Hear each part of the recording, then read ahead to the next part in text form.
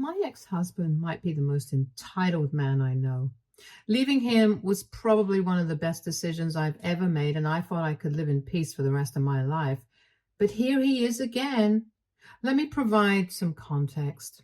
8 years ago, I was happily married to my husband, Nathan. Our relationship was rock solid, or so I thought. We had a good relationship. We dated for 2 years, engaged for almost a year while we planned our wedding, and then got married. At that point, I would probably defend and fight for our marriage with my life. I thought that we were soulmates, but I guess that was just me. A couple of months after our wedding, my husband lost his job. It was a difficult time for both of us, obviously, but I was confident that we could work through this and he would find another opportunity. We had some savings in the bank and I was working full time.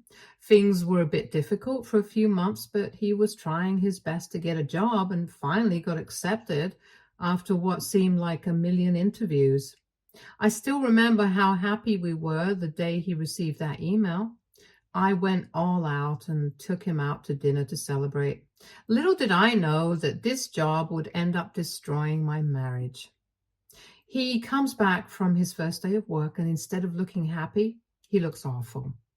I could see something was wrong the moment I saw him. A very difficult conversation followed in an almost comically bad turn of events. My husband's ex-girlfriend, Jessica, works at the same place where he has just joined. I knew about Jessica. Nathan and her dated for 3 years, and he proposed to her, but she said no and dumped him. And this was a few years before the two of us met and started dating. Obviously, we didn't spend a lot of time talking about our past lovers, but I knew that it was extremely rough on him, and he never mentioned her after that one conversation with me. When I heard that it was Jessica of all people, my stomach dropped. Out of all people, it was her. I didn't know what to do. I mean, sure, it had been years and he didn't have feelings for her anymore, but the idea of them working together was not exactly pleasant to me. He seemed genuinely upset too, and we spent a lot of time talking about what we could do. He offered to quit the job, but at that point, our savings were running out and I didn't know how long I could go on paying all our bills without making solid lifestyle changes that neither of us would be comfortable making. Also, I told myself that we were all adults here and quitting a job over an ex was childish. We stayed up almost all night talking about what to do, and by the end of our conversation, I felt much better about the whole thing. It felt silly to think that some ex from years ago could affect our relationship in any way. My husband was extremely loving and kind and put all my doubts at ease. And the next day, he went to work, and when he came back, he said that she was in a completely different department, and he hardly ever saw her once during the day. He told me that he never intended to speak to her unless it was for some unlikely work reason, and that he would tell me immediately if that happened. That put my mind at ease. And as more days passed, I stopped thinking about her completely. My husband was as loving as ever, and I was proud of the two of us for overcoming something that could have caused serious trouble if not handled well. Looking back, I laugh at how naive I was. I was so blinded by love and trust in my husband that I didn't once think that something fishy was going on. A couple of months into this new job, and he went on a business trip. He told me that if it goes well, he may get a promotion, so I was very excited for him. I asked him if I could tag along with him and make it a mini getaway for the two of us, but he said that he would be working the whole time, so there wasn't a point. He also said that the team going for the meeting was all men, and none of them were bringing their wives or girlfriends, so I wouldn't be very comfortable. I was a little upset, but I didn't think anything much of it. What he said did make sense, and when he came back, I asked him about his meetings and if he thought he would get the promotion, but he might have to go on a few more meetings with this particular contractor before the promotion could be possible.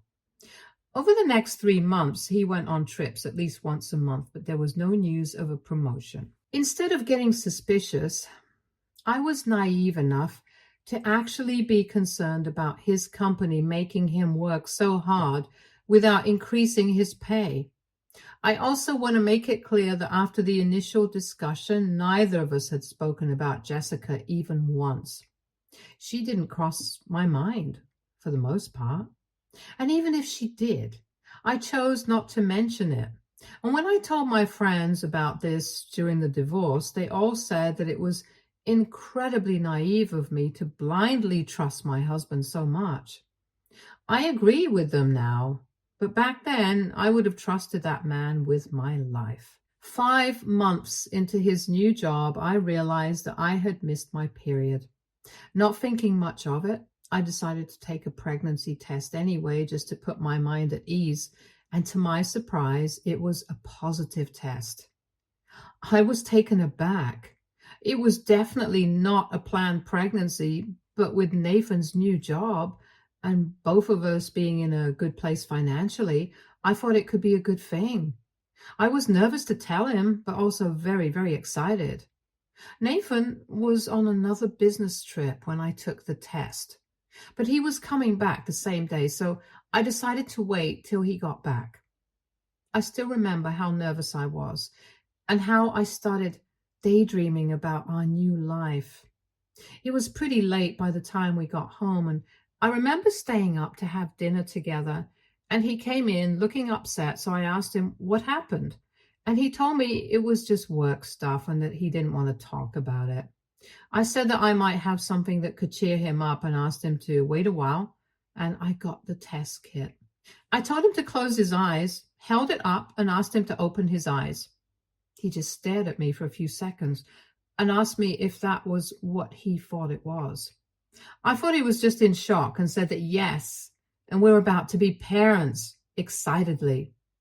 I waited for him to snap out of it and be happy.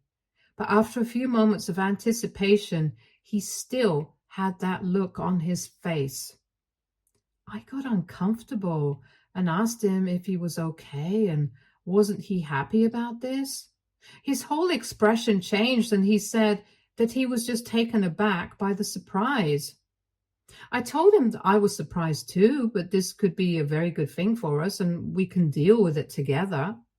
He still looked uncomfortable and said that he just needed some time to think. I was extremely upset at this reaction. I expected him to be happy or at least supportive. I told him that I was disappointed in him, and he basically brushed me off, saying that I couldn't expect him to be overjoyed at such a monumental change in his life happening without his decision. I told him that he signed up for this by getting married to me, and if he couldn't be a good husband about it, maybe we need to rethink our relationship. He said that maybe we do, and left the room without another word. I said that in a moment of anger and hurt. I did not really mean it at the time, but his reaction broke my heart. I cried by myself in the living room and slept on the couch because I didn't want to see him in our bedroom. He didn't come once to check up on me or ask me to come back.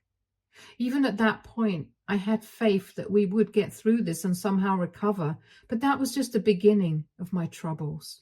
I woke up to him already dressed for work and making breakfast. I didn't speak to him, and I went into our bedroom. Again, he didn't try to stop me or even say a single word to me. I didn't know what to do.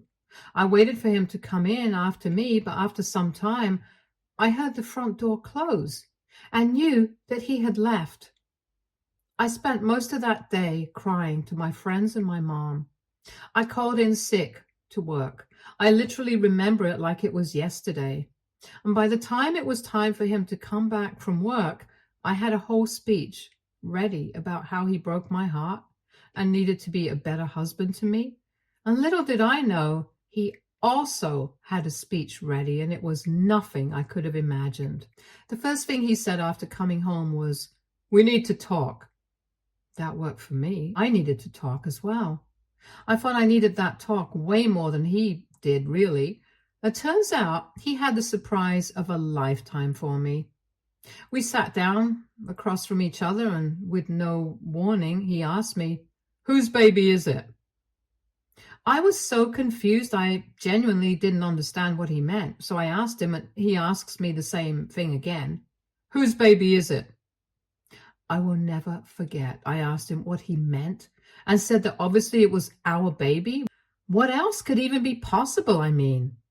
He told me that we were past that point and I should just admit the truth and get it done with.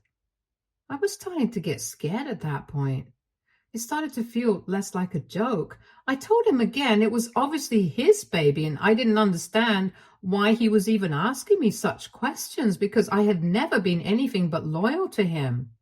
And he had never acted this way before. He refused to make eye contact with me and said that that was when I still cared about our relationship. I'm pretty sure I was already crying by then. I kept telling him that I love him and there was nothing more important to me than our marriage.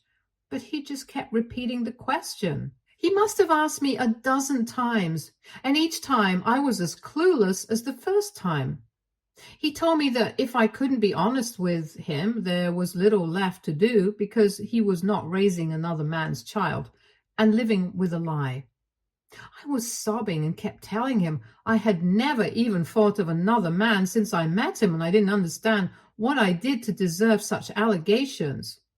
He said that with the way I couldn't wait for him to leave the house and go on business trips to tell him everything, he could want to know about my loyalty. I was too confused to even speak. Every single time he left for work, I got sad and told myself to be an adult and support him in his career because I remember how hard it was for both of us when he lost his job. Every single time, I stopped asking to go along with him after the first few times because he always said that he was busy constantly and didn't get a minute to himself till late at night. I stopped calling him more than once a day when he was away because he wouldn't pick up and texted me that he was with clients. All I did was put him first, only to hear him say that I wanted him away to spend time with another man. It felt like a slap to my face. I felt sick to my stomach, and I almost thought I was in a bad dream of some sort. I told him all of this, and he said I shouldn't waste time making him look like the villain because he was tired of feeling unwanted and wouldn't let me make a fool of him. He said that ever since he started working and traveling, I have been distant and didn't make him feel wanted. He said he hated coming home because I didn't even look happy to see him, and he felt like I was happier when he was not around. I kept telling him he was wrong, and this was just a huge misunderstanding, and I was just trying to be a supportive wife. And he kept saying that I was hiding someone and preferred to spend time with him instead of being in our marriage. I asked him if he had any proof of these things that he was saying, and he said that he didn't need proof to see what was obvious to anyone with half a brain cell. I didn't even know what to say to that. I kept saying I have not been with anyone. I have spent most days that he was here either at home or maybe once or twice I went out with my friends and he could check my phone if he wanted to. His response to that was that he didn't need my phone with deleted evidence. I was truly defeated by that. I mean, what more could I even say? I asked him what he wanted me to do to prove my loyalty. I offered a paternity test after the baby was born, even though it killed my self-respect to say such a demeaning thing. Never in a million years could I have imagined voluntarily offering a paternity test. I have always been proud of my morals and ethics. Anyone who knows me would have backed me up on this. Anyone except my own husband, of course, and that's what hurt the most. He said that he couldn't wait 9 months for a betrayal, and there was no way that he would help me grow and raise a child that wasn't his. I screamed at him saying it was his baby, and I called him a delusional freak for not believing me. He said he didn't care what I thought he was, but if I wanted this marriage to work, I needed to get an abortion. I was horrified he even said that. I asked him to think about what he was saying for a second and how crazy he sounded. He wouldn't budge. So I asked him what he would do if I didn't get an abortion because there was no way I would get one. He told me that if I wanted this marriage, then I had to get an abortion or else it was divorce. Divorce. I couldn't believe that he actually said the word. I asked him if he was serious, and he said he was. I had enough at that point. It was like all the sadness disappeared at hearing those words. I told him he was free to do whatever he wanted, but I was keeping and raising my baby with or without him. He told me that he hoped I didn't sleep with a deadbeat and walked out of the house. That was the last time we were in that house together. I received a text from him later saying that he would be back to get his stuff, and I told him a time that I would be out and asked him to go away before I was back. The next day, I met my lawyer to discuss the divorce. We had bought the house together, our first house, and I wanted everything to be quick and drama-free, and so did Nathan. We decided to sell the house and split the money equally. The other things, we just took whatever we wanted. I moved in with my sister while I figured things out, and he went wherever, I guess. We did not remain in touch at all. No one in our circles or our family saw it coming. The amount of times I must have burst into tears trying to explain to someone what happened must be ridiculous. Throughout everything, his attitude remained the same. He refused to hear me or anyone else out and insisted that I hadn't been faithful. I was friends with some of his co-workers' wives, and they told me that he had been going on about how I couldn't care less about being with him and never put any effort into the relationship. The whole divorce felt like something that was happening to someone else, or like a movie or something that I was watching instead of something I was actually living through. At certain points, I almost started believing that I must have done something wrong to make him feel the way he said I was feeling. More than anything, I wanted to talk it out, but he completely shut me out. When my son was born, I texted him to let him know, and he didn't say anything back. Months later, one of the wives reached out to me and asked me if I had heard about him. I told her that we hadn't been in contact, and she said she was sorry too, but she wanted me to hear from a friend.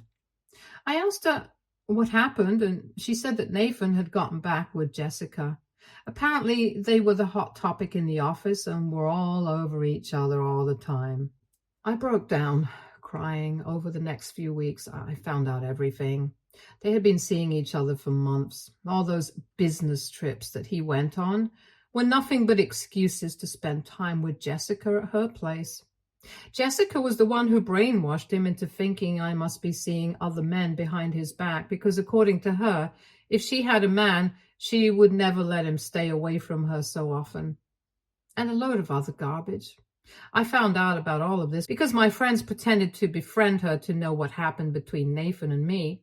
She was extremely smug about it and didn't seem to regret it at all. I felt like the stupidest person in the world, honestly. I saw all the signs and red flags that I had missed. In hindsight, it feels so incredibly obvious. I spent months in a slump. I was extremely depressed, and it was undoubtedly the hardest period of my life. I had to quit my job and had to rely on my family to get me by. Being a single mother and dealing with my depression and the guilt of being a burden on my family was excruciating. Rough year, to say the least. I'm glad my sister was there for me. I don't know how I would have managed without her, honestly. It took some time, but I recovered. I stopped obsessing about Nathan and Jessica and focused on my son, found another job, and got a place of my own. I thought I was done with my ex-husband forever, and 2 years ago I got married to an amazing man who treats me like a queen. He is the best thing that has possibly ever happened to me, and I am so glad my son and I get to have him in our lives. Now that I've gotten all that out of the way, let me tell you why I'm actually writing this post.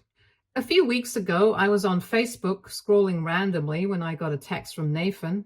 We have had absolutely no contact over the last few years, so seeing his name pop up on the screen was a feeling I cannot exactly describe. I wondered if I should even open his text, but curiosity got the best of me and I opened the chat. He said he had been trying to contact me, but my number had changed and he didn't know where I lived now. He wrote a very long text about how he had broken up with Jessica because she was cheating on him with multiple men and that he never should have let her come into our relationship.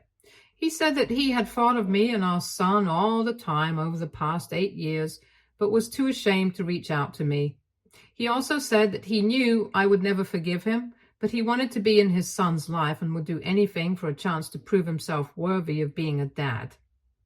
The text had a lot of other things, but mostly just him groveling about how he wants to see his son. I couldn't believe my eyes, really, after all those years. The poetic justice of Jessica cheating on him after he accused me of doing that isn't lost on me. It also felt really good to see him grovel and beg about being a part of my son's life, because I know that no matter what he says, it isn't happening. I thought a lot about what I could do. I thought of ignoring him or lashing out on him or simply blocking him, but then the revengeful side of my brain took over. So my son didn't have a father on his birth certificate. I chose not to include Nathan's name, and it's not like Nathan cared at the moment. Legally, he has no right over him. I dated my husband for 2 years before getting married to him. He has known and loved my son ever since. He is the only father figure in his life. A year ago, on our wedding anniversary, he officially adopted my baby boy. We are a family in every sense of the word. So I let the evil thoughts win a little and texted my husband back saying I don't know what he was talking about. My son was never his to begin with, and my lovely husband has adopted him. I told him that whatever Jessica made him believe all those years ago was right, and that he was the type of person to be cheated on, and I'm glad he is all alone now because he deserved that. I sent a picture of me, my husband, and our boy to him as the cherry on top. I told him to never contact me again, and I blocked him. Now, of course, what I said about my son not being Nathan's biological child isn't true, but that doesn't give him any right over my son. He lost that chance before my boy was even born, and I just couldn't let go of the chance to make him feel even just a tiny portion of the suffering that he caused me. I told my husband about what I did, and he just laughed and said I didn't have to be so petty.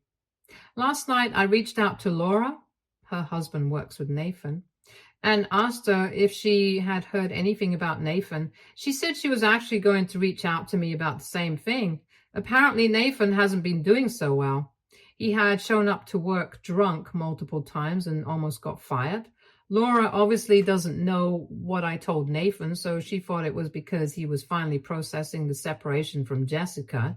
They broke up months ago. I just listened to everything and pretended to be shocked at what she said.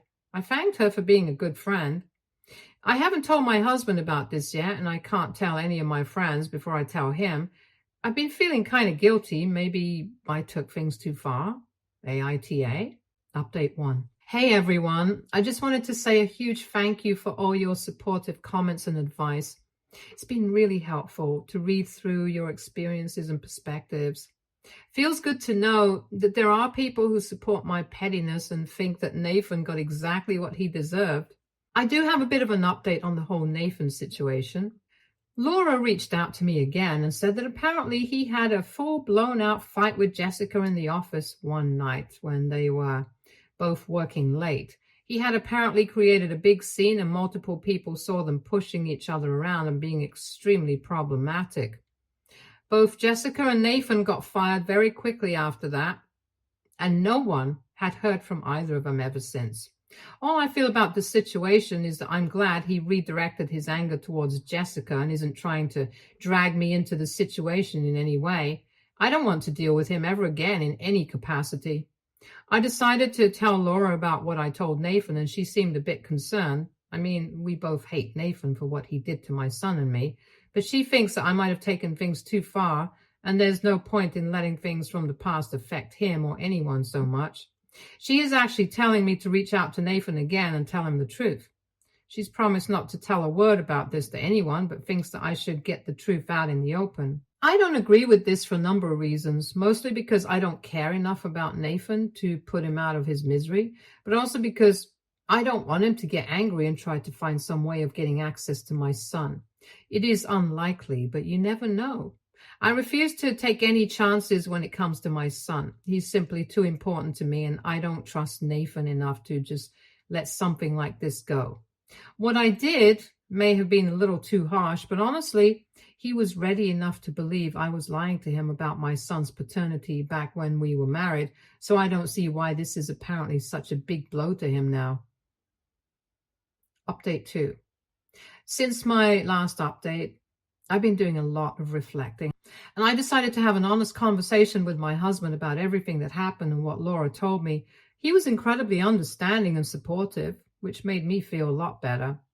We sat down together and I explained the entire situation in detail, including the message Nathan sent and my response to him. My husband listened patiently, holding my hand the whole while. And when I finished, he told me that while he understood why I did what I did, he also agreed that it might have been a bit harsh. We talked about the importance of moving forward and not letting the past affect our present happiness. This conversation really helped me put things into perspective. And I realized that while I may have been a bit harsh, I don't regret standing up for myself and my son. Nathan made his choices, and now he has to live with the consequences. I might have to work on this resentment that I feel towards him, though, because my husband says that it's not healthy, and I kind of agree with him. But that's my business, and so is my family, and I don't see why Nathan has to be a part of it. Update 3. Hi again. I wanted to share a quick update about my situation. After talking with my husband, I decided to reach out to a therapist to work through some lingering feelings about Nathan and the whole ordeal. It's been really helpful to get a professional perspective and to start letting go of the past. I'm doing this for my own marriage and not because I care about Nathan or anything. I feel that to be a better wife and a better mom to my kid, I need to let go of the past completely. And some of you had also suggested if I had been to therapy in the past, and I got to admit you guys were right. As far as Nathan is concerned, I haven't heard from Laura anymore after the last time, and I'm not interested enough to ask about him again. I don't care how he is. He's a grown adult and should take care of his own issues. Personally, I'm doing great. And that's all that matters to me. I'm glad he reached out to me and got what he deserved. Stay tuned for more stories from Argo Relationships.